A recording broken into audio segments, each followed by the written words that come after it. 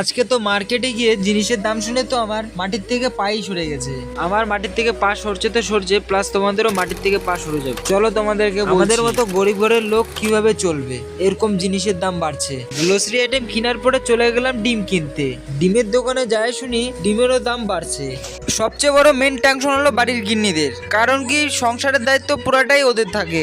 তোমাদেরকে দোকানে যায় বলছি, তো দোকানে এসে 4 প্যাকেট কুরকুরে আর 10টা হ্যাপিডেন্ট বেচলাম দিদির কাছে। তো আইটিসি লাইনম্যান চলে আসছে, আমি চলে গেলাম সিগারেট আনতে। আমাদের দোকানে সিলকাট ব্লুর বান্ডিল আর গোল্ড ফ্ল্যাগের বান্ডিল শেষ হয়ে গেছিল।